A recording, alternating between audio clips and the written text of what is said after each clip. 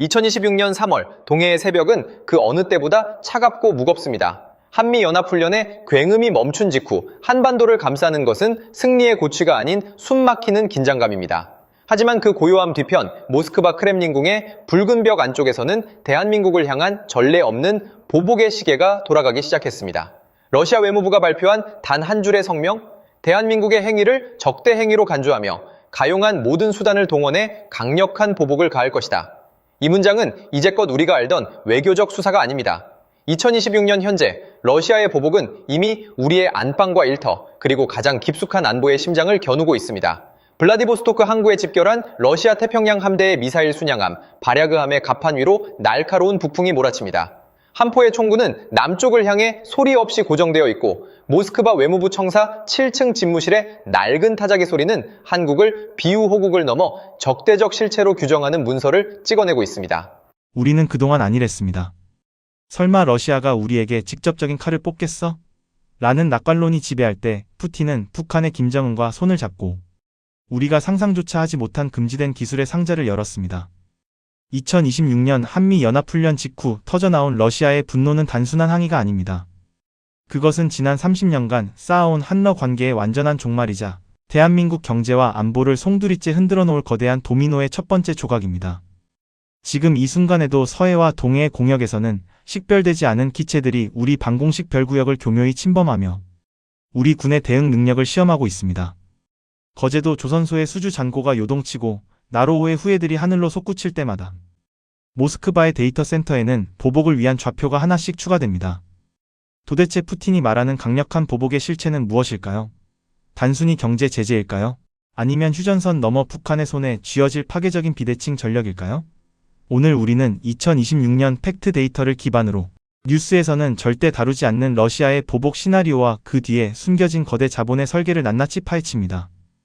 이 영상을 끝까지 보지 않는다면 당신은 내일 아침 눈을 떴을 때 바뀐 세상의 규칙 앞에 철저히 도태될지도 모릅니다. 지금 대한민국이 마주한 가장 위험한 진실이 시작됩니다. 지표상으로 2026년 대한민국 경제는 평온해 보입니다. 정부가 발표한 소비자 물가 상승률은 2%. 수치만 보면 인플레이션의 파도가 잦아든 것 같습니다. 하지만 오늘 아침 당신이 주유소에서 마주한 숫자는 어떤가요? 서초구의 한 주유소 전광판에 찍힌 휘발유 가격은 리터당 1980원을 넘어 2000원 선을 위협하고 있습니다. 마트 신선식품 코너에서 주부들이 집어들었다 놓기를 반복하는 배추 한 포기의 가격은 8,000원입니다. 2%라는 안온한 통계 뒤에 숨겨진 체감 인플레이션 140이라는 괴물. 이것이 바로 2026년 우리가 처한 잔인한 진실입니다. 러시아의 보복은 이미 우리의 장바구니에서 시작되었습니다. 마리아 자하로바 러시아 외무부 대변인이 언급한 비대칭적 조치는 단순히 미사일을 쏘겠다는 협박이 아닙니다. 그것은 한국이 우크라이나 우선 지원 목록인 PURL의 이름을 올리는 순간 우리 경제의 혈관인 에너지 공급망을 조여버리겠다는 정밀 타격 예고입니다. 2026년 현재 러시아산 천연가스 도입이 사실상 중단되면서 대체제로 들여오는 LNG 비용은 작년 대비 30% 이상 폭등했습니다. 퇴근길 차가운 지하철역 앞 붕어빵 3마리에 5,000원을 내며 씁쓸해하는 중년 가장의 손에 든 검은 봉지 속에는 거대 지정학적 소용돌이가 만들어낸 가혹한 청구서가 들어있습니다. 더 끔찍한 것은 눈에 보이는 가격표가 아닙니다. 휴전선 너머에서 들려오는 금소금입니다. 2026년 3월까지 북한이 나진항을 통해 러시아로 보낸 컨테이너는 무려 33,000개를 돌파했습니다. 그 안에는 1,500만 발의 포탄이 실려 있었고 그 대가로 북한은 러시아로부터 판치르 방공 시스템과 정찰 위성 제어 기술, 그리고 무엇보다 위험한 탄도미사일 데이터 피드백을 손에 넣었습니다. 우크라이나의 진흙탕 속에서 실전 데이터를 쌓은 북한의 240mm 방사포가 이제 모스크바의 기술력을 입고 다시 서울을 겨누고 있습니다. 우리는 묻고 싶습니다. 한미연합훈련이 끝날 때마다 반복되는 이 위기감이 언제쯤 끝날 수 있을지. 정부는 수출 호조를 말하지만 러시아에 진출했던 우리 기업들이 자산을 헐값에 몰수당하고 돌아오는 소식은 왜 뉴스 단신으로 처리되는지 말입니다. 2026년의 봄은 따뜻하지 않습니다. 푸틴이 그은 레드라인은 이제 우리 집 거실의 난방비 고지서로 내 아이의 안전을 위협하는 비대칭 전력으로 우리 곁에 바짝 다가와 있습니다. 당신이 느꼈던 막연한 불안감은 착각이 아닙니다. 그것은 생존을 본능적으로 직감한 세포의 경고입니다. 이제 우리는 이 설계된 위기의 근원이 어디인지, 그리고 그들이 왜 지금 대한민국을 제물로 삼으려 하는지 그 거대한 설계도를 펼쳐봐야 합니다. 우리는 지금 단순히 한 국가와 다른 국가의 갈등을 보고 있는 것이 아닙니다. 이것은 지난 30년간 우리가 믿어왔던 북방 정책의 화려한 장례식입니다. 1990년 한소 수교 이후 우리는 러시아의 가스와 자원을 얻고 그들에게 기술과 자본을 주면 평화가 올 것이라 믿었습니다. 하지만 2026년 오늘 그 낙관론은 차가운 시베리아의 눈바람의 흔적도 없이 사라졌습니다. 왜 모스크바는 30년 우방인 서울을 버리고 굶주린 평양에 손을 잡았을까요? 그 이면에는 거대 자본과 군사, 패권이 설계한 정교한 신냉전 2.0의 시나리오가 숨어 있습니다. 역사적 기원을 거슬러 올라가면 2024년 6월 평양에서 서명된 포괄적인 전략적 동반자 관계 조약이 그 기점이 됩니다. 당시 세계는 이를 일시적인 밀월로 치부했지만 2026년 현재 그것은 혈맹을 넘어선 생존 공동체로 진화했습니다. 러시아는 우크라이나의 끝없는 소모전 속에서 서방의 정밀, 무기에 대응할 엄청난 양의 재래식 포탄이 필요했습니다. 북한은 그들의 거대한 무기고를 열어주었고 그 대가로 받은 것은 단순한 식량이 아니었습니다. 2025년 하반기부터 포착된 블라디보스토크 인근 해군 기지의 움직임은 전율을 돋게 합니다. 그곳에서 북한 잠수함 승조원들이 러시아의 크라운 주얼이라 불리는 핵추진 잠수함, 원자로 제어 기술을 전수받는 장면이 우리 정보당국의 위성에 포착되었습니다. 이것이 바로 러시아가 말한 비대칭 보복의 첫 번째 단추입니다. 거대 자본의 관점에서 보면 더욱 명확해집니다. 러시아는 이제 달러 패권에서 완전히 이탈하여 그들만의 루브리아넌 블록을 구축하고 있습니다. 2026년 초 러시아 국영 가스 기업 가즈프롬은 한국으로 향하던 LNG 선박의 기항을 교묘한 행정 절차를 내세워 지연시키기 시작했습니다. 반면 평양과 나선 경제특구를 잇는 철도 위에는 러시아산 원유를 가득 실은 유조차들이 24시간 멈추지 않고 달리고 있습니다. 비유하자면 대한민국은 지금 외줄 위에서 춤추는 거인과 같습니다. 한쪽에서는 한미일 안보 협력이라는 거대한 중력이 우리를 당기고 있고 발밑에서는 러시아와 북한이 쳐놓은 지정학적 그물이 서서히 좁혀지고 있습니다. 특히 2026년 2월 러시아 외무부 대변인 마리아 자하로바가 한국의 PURL 우크라이나 우선 지원 목록 참여 가능성을 언급하며 던진 경고는 결정적이었습니다. 한국이 선을 넘는 순간 한반도의 안보 지형은 돌이킬 수 없는 파국을 맞이할 것이다.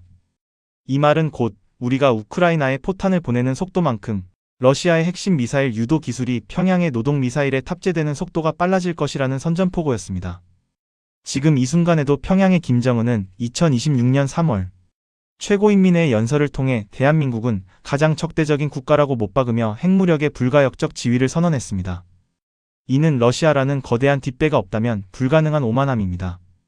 러시아는 북한이라는 사냥개를 풀어 한국의 손발을 묶고 자신들은 유라시아 대륙의 패권을 공고히 하려는 설계를 마쳤습니다.